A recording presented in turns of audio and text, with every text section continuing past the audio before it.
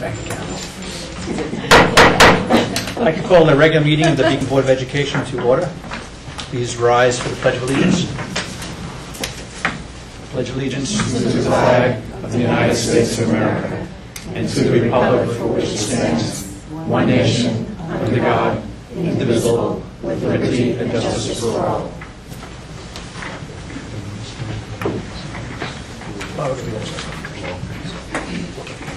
Roll call. Larry Cohen. Here. Betsy Dennis. Here. Jennifer Edge. Excused. Christine Galba. Excused. Frank Burnett. Here. Georgia Patchen. Here. Mary Beth Stevens. Here. Bill Zopp. Here. Melissa Thompson.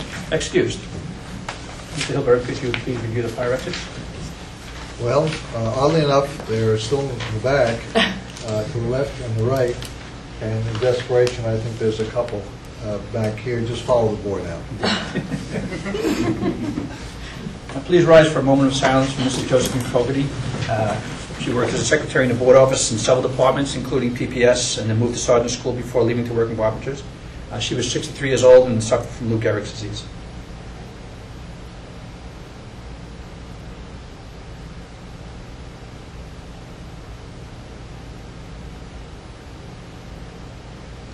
Thank you. Please remain standing for Yvonne Bonnie O'Leary Blanchfield Araka. She began work in the district as a secretary at the bus garage. She worked at Beacon High School in the 1980s and for a time at the Board of Education building, and she retired from the district in 2004.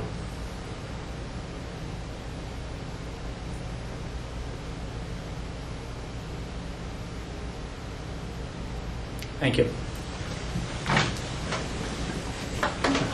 Mr. Hilberg,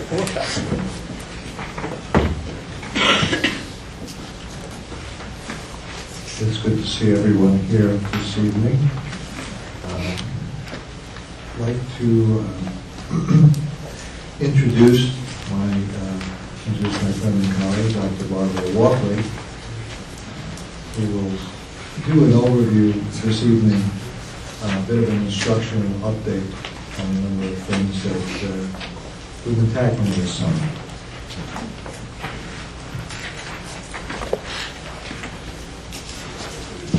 Well, good evening, everybody. It's nice to be back here again. Tonight, we're going to take a small view of a very big picture, and my goal is by the time I'm finished, you'll agree that it's a pretty big picture to deal with. So in education, we're really at a crossroad. We're at a time where the way that we've done things in education for a long time is changing, and it's changing fairly drastically. And a great quote I once read from a man who was trying to change school districts, his name was Chris Whittle, is he said that when Thomas Edison invented the light bulb, he didn't tinker with candles. And I think in education, for an awful long time, we've been tinkering around with education. We really haven't jumped in and made deep systems change. And now with the Regents Reform Agenda and the things that are required of districts, we are really looking at changing the system and changing it fairly dramatically. So, if you're wondering why are teachers and administrators feeling tired and run down, overwhelmed, like there's just too much to do, well, there's a reason. And the reason is called the Regents Reform Agenda. And the Regents Reform Agenda, if you talk to the state, they say, well, hey, there's only 4 goals: great leaders and teachers, data systems, Common Core, and continuous improvement of schools. But what you see next to each of those bubbles are all of the systems and the pieces of education that are changing in relationship to the Regents Reform Agenda. And each one of them comes with a whole host of new things that we need to learn. What is kind of wrapped around the Regents Reform Agenda is a need is come about, or we've really taken a second look at the kinds of supports that need to be in place for students, teachers, and administrators to make this system work. The state has 3 buckets that they're focusing on primarily this year. Common Core, the data-driven culture, and the teacher and principal effectiveness through evaluation. So I want to take a minute, I want to talk just for a minute about the changing complexity of schools. In the 1940s, 1950s, there were 3 big concerns for any school. Those were buses, boilers, and books. And those were the big decisions that drove school boards and school districts in the conversations that they had. Well, about 15, 18 years ago, that picture up there changed dramatically because we in New York State, and as many other states, put in 3 through 8 assessments driven by No Child Left Behind, a lot of testing, new testing, all kinds of restructuring that was happening back about 18 years ago. And just this past, I would say, year and a half, this is what we've added to everybody's plate. And by the way, nothing came off. So there is a lot going on in schools, and there are reasons why people seem to be more tired now than they were a number of years ago. It's a pretty big plate, and it's very, very full. So one of the changes that we see, I think, in education is the idea that educators are still educators, but they're also change agents. And we used to think in education that we would focus mostly to administration, maybe, or district office as change agents. Because as you know, school looks very much like it did many, many years ago in the way that we structure school. But now we're really asking everybody not only to change, but to lead the change. And that creates some interesting kinds of thoughts in a school district. Now, what's the thinking behind all of this? Well, we know if you're not satisfied with the means, the way that we get results, or the results themselves, then in particular in New York State, when we say we're not satisfied across the state, we're not satisfied with student achievement, particularly with certain subgroups across the state. We're not satisfied with the standards that we have for students, leaders, and teachers. And you've probably all seen the research and heard the stories of how the United States, where we rank with the rest of the world, and where New York State ranks with the rest of the nation. Because we used to be #1 in both cases, and that's no longer true. Across New York State, we know we're not satisfied with graduation rates, and in certain pockets, certainly, and career and college readiness. And we know that we're not satisfied with our curriculum and being rigorous enough. So if you're not satisfied with the results, then what is it that you really need to change?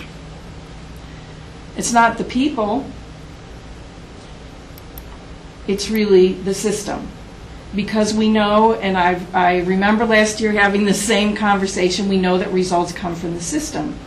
And the system is made up of more than just people. So results come from the processes, the materials, the resources, etc. When you put that all together, that's what's reflected in all of those items up above. So, as we see, and as I said, the Regents' reform agenda is really looking at deep systems change. But while we're changing the system, the pace of change is increasing, and it's going to continue to increase.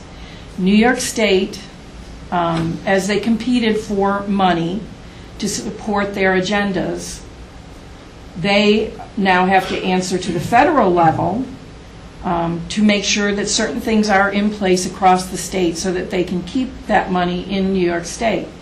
So we're feeling the pinch of all of the changes that I just showed to you and more, and they're still up there working. They've hired new consultants who are just cranking out new things for us to do. And in many cases, the new things aren't such bad things. It's just how much can you change all at the same time.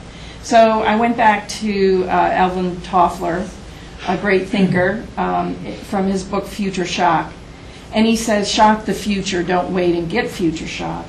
And I think that we're all getting shocked pretty much right now. So I always say a picture's worth 1,000 words, and that's not my original, but here's a picture of Dr. Sieverdeen, and I was hoping he'd be here this evening to see this, that I took of him coming to work the other day.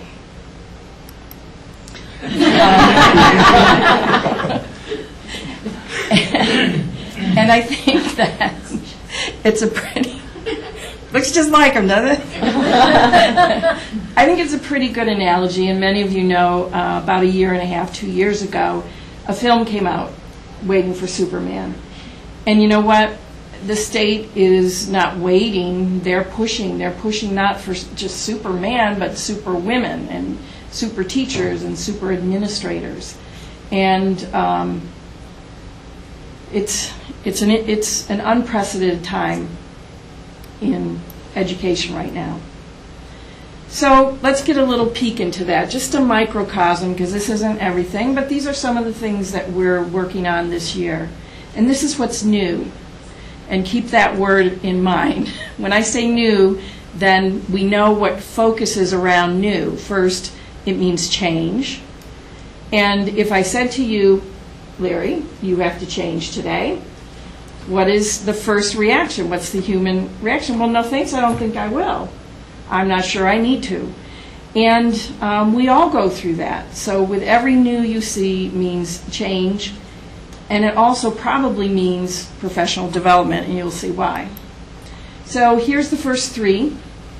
We have a new teacher and principal assessment system that has been revamped since last year and was sent into the state to meet the deadline.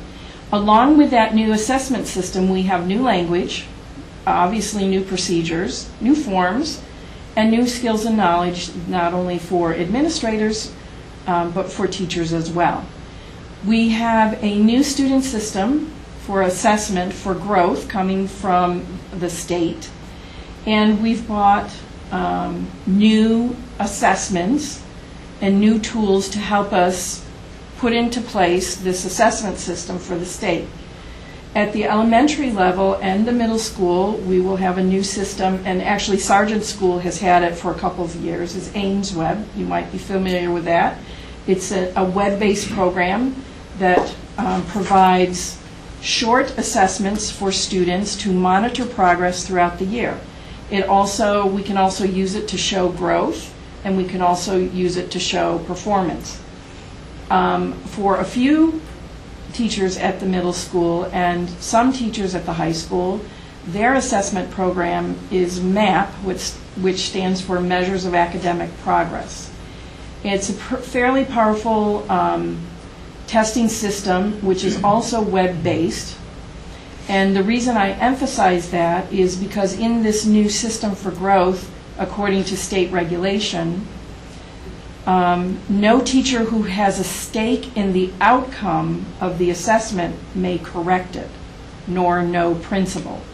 And that creates an interesting case in a district, because you're going to go, well, who is going to correct it then if the teachers in the content area can't? So this is going to be nice because it is web-based. But along with that comes, again, new languages, procedures, skills, and knowledge. As part of that growth system, new this year, is what we call student learning objectives. On another day, I'd be glad to share more information about it. It is not the behavioral objectives that you might have heard of that have been around forever. These are objectives that teachers write at the beginning of the year based on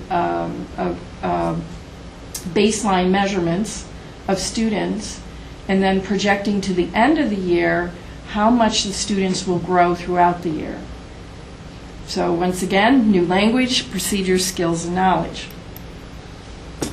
We also have new, particularly at the high school, because the elementary has been, and middle has had a taste of this, is rethinking our units of study because they need to be integrated. They need to be integrating the Common Core curriculum.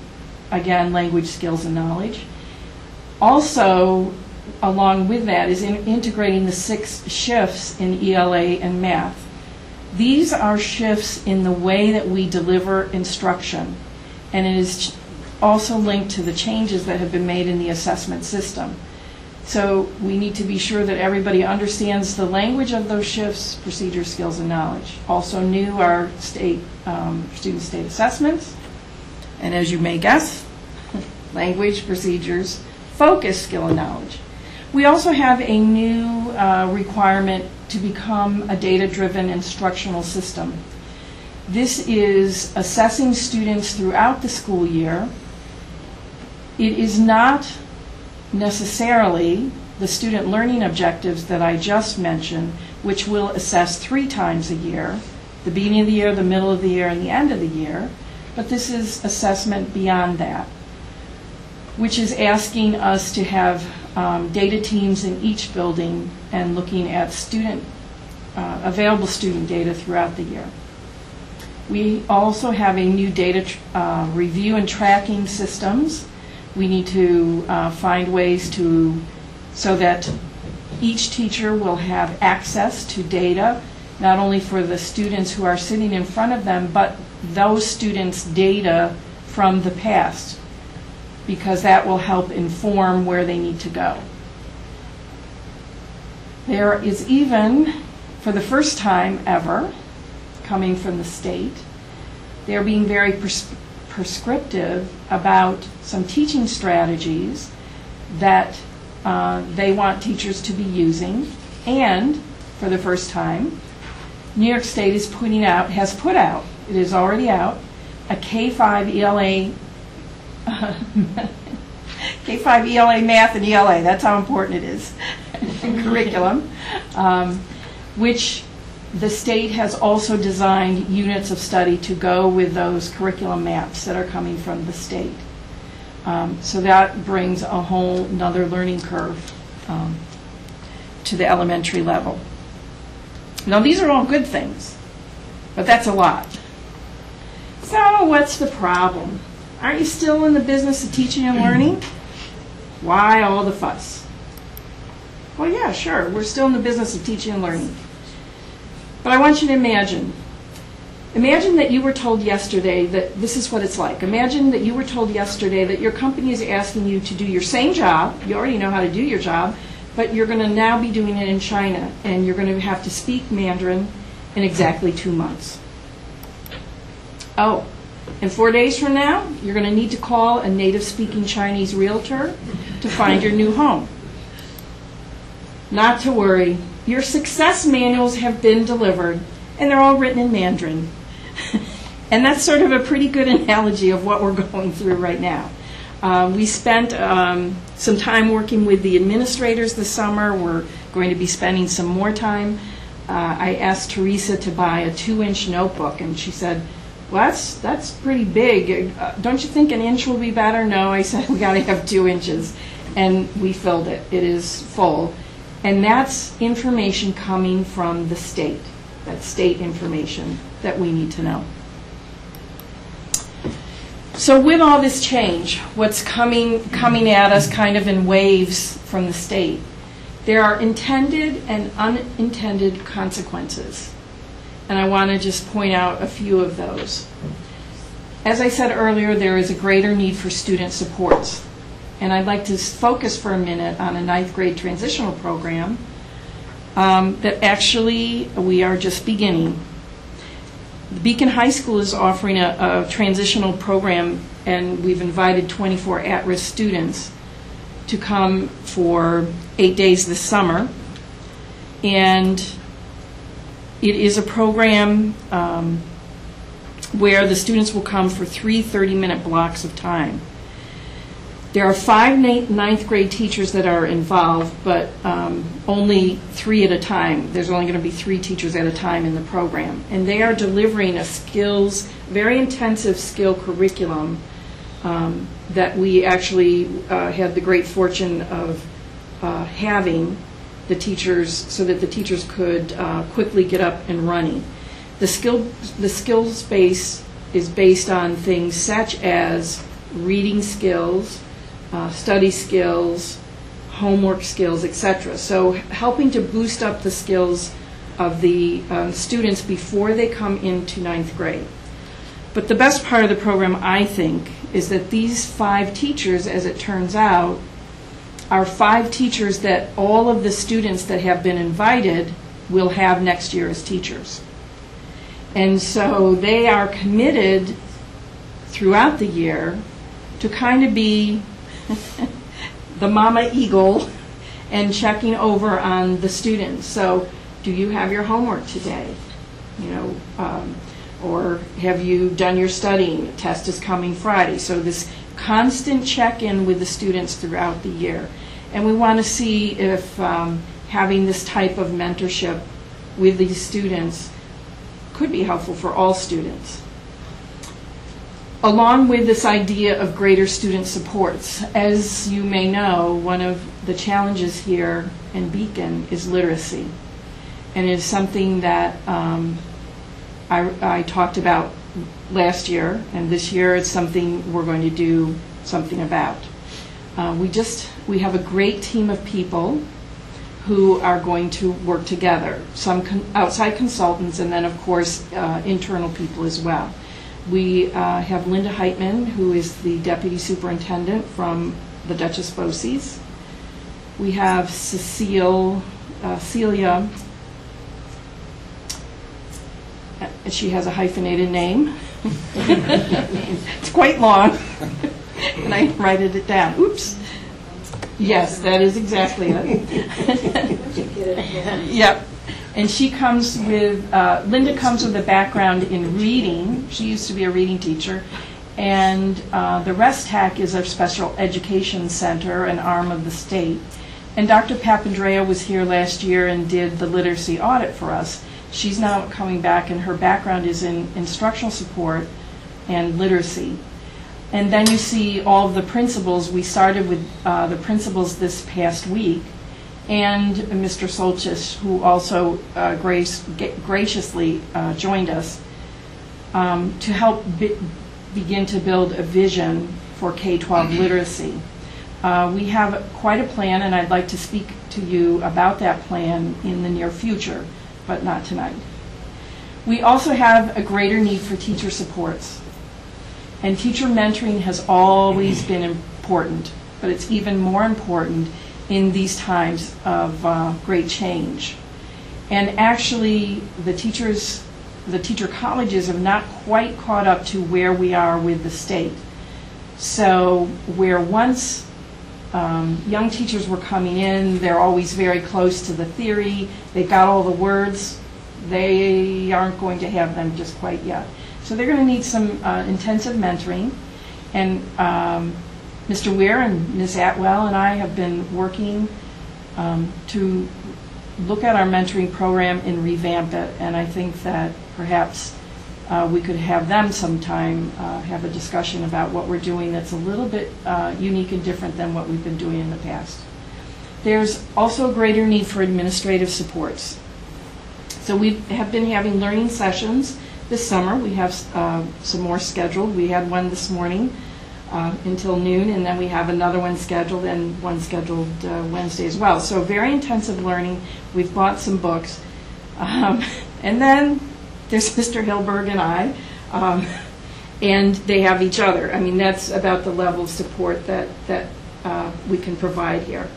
But very enthusiastic group of learners, and I appreciate all of their support.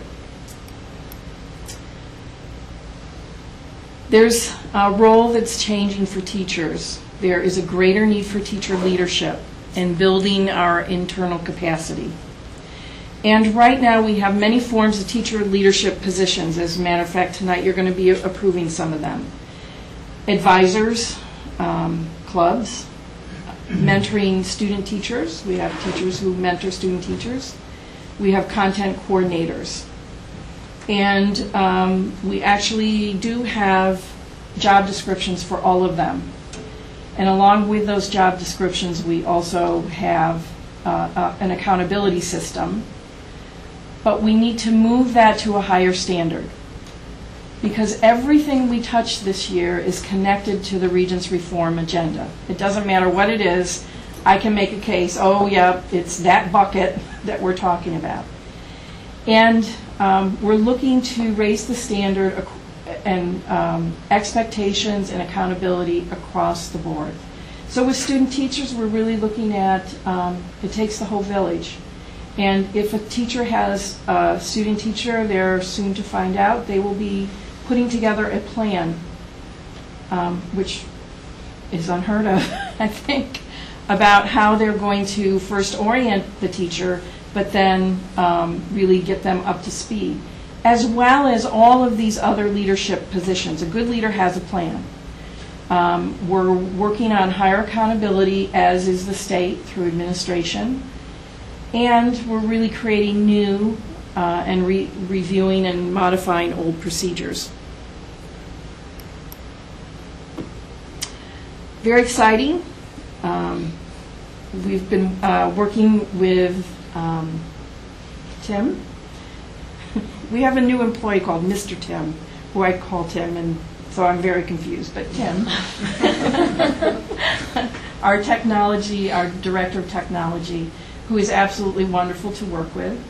And he has some great ideas about technology, and he's going to put that plan into place. We're looking to raise motivation for students and teachers, but we're also looking for teaching and learning supports through technology, as well as becoming more efficient through technology. And he has a plan in place that he can share with you at another time. There's a greater need for teacher leadership through turnkey training.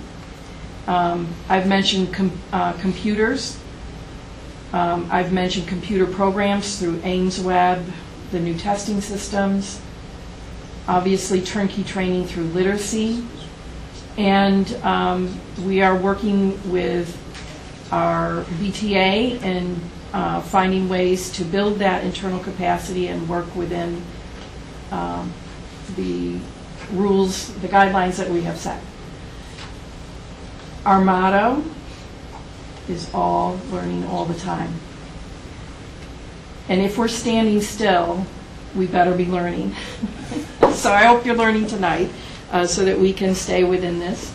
We have 3 superintendent's conference days scheduled, 2 before September and 1 in September. In those conference days, we'll be working with the teachers and the administrators for the 2 days that are prior to September. We will be going through the new APPR. We will also touch upon Common Core and the 6 shifts.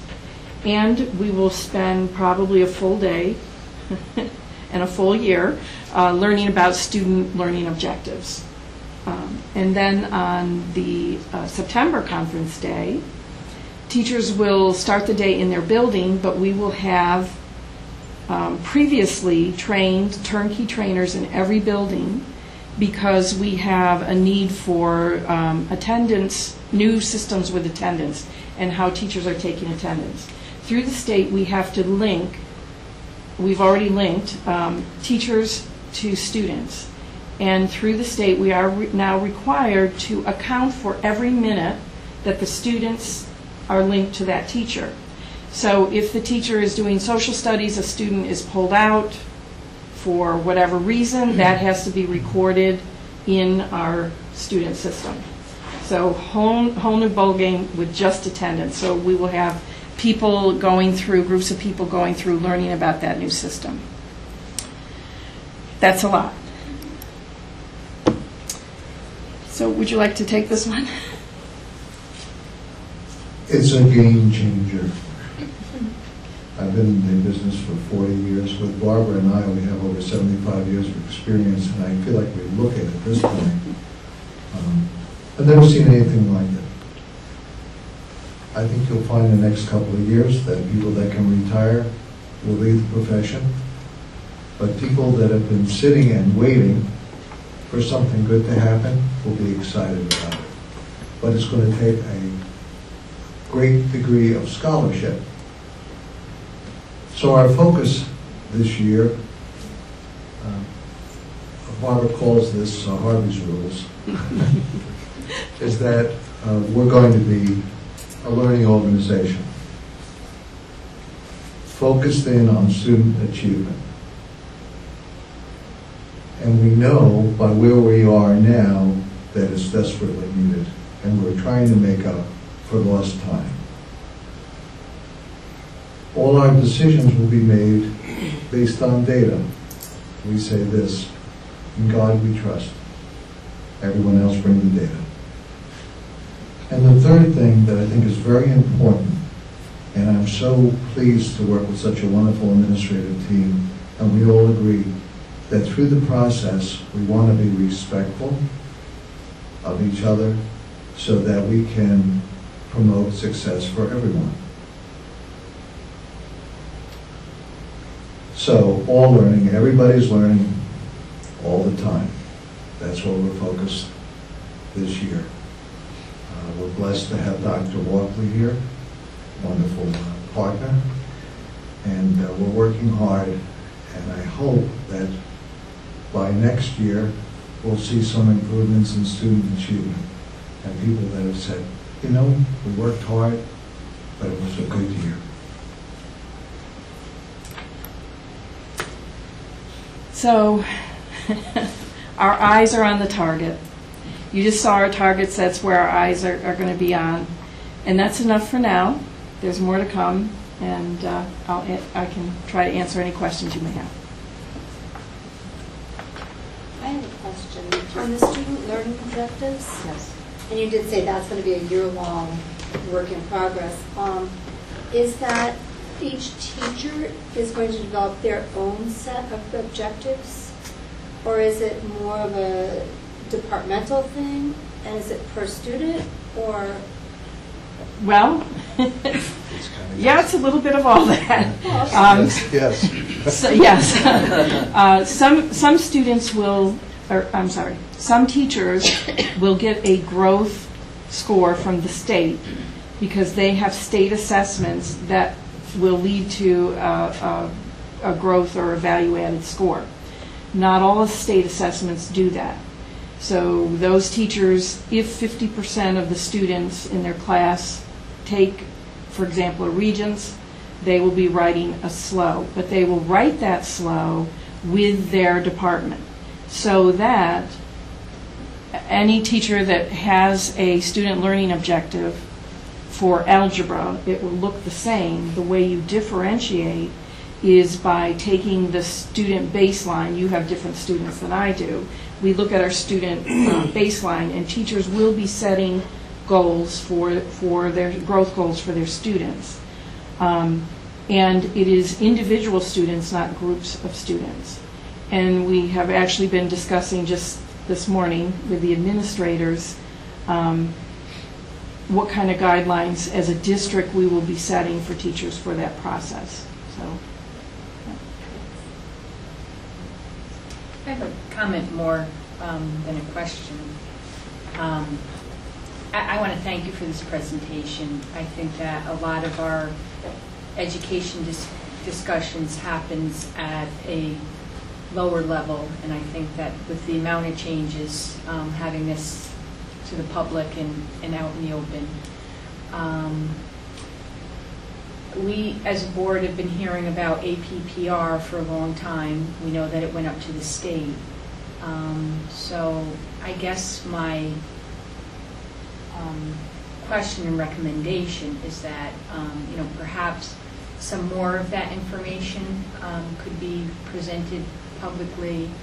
You talked about measures. As you move forward with that, it would be interesting to know what measures you have defined, and then you can maybe have it summarized in a public forum, how we're doing along the way, that you've deemed what your first measurements are going to be. Are you where you thought you were going to be, or are we a little bit farther? And because that would then impact the types of services that are going to need to be offered, and that in turn comes around for board decisions. So I want to thank you. Of course, million things more that I would like to know, and hopefully that it'll be presented to us, so we can learn more about this process ourselves. Okay, thank you. Any other questions? I have a question. And first, thank you very much, Dr. Lopin and Mr. Hilberg, for attacking this so quickly. And I know that we had our APPR submission on time, which many districts did not. So, and the both of you really came in here like gangbusters and taking over things. It's a relief to know that come September, we're solid. I appreciate all of this information. This is not my bailiwick, so getting educated on education is nice to hear. Last year during our budget process, there was a lot of stress on Forrestal being a city school again, and caused basically by the two subgroups, which we don't have to really get into specifics. But with all of this new data and all of these new requirements, do you address the subgroups any differently than everybody else with all of these new requirements? We are required through this regulation to address any and all subgroups who are at risk. And so I say that, and then I'll say this. Good teaching is good teaching. We used to believe, way long ago, and I've been doing staff development for many, many years, we used to have workshops that kind of were titled, special education strategies for special education students. And then over here we'd have strategies for students. And you know what? They were the same thing. So good teaching is good teaching. There are some specific kinds of strategies that we can incorporate. For example, English language learners.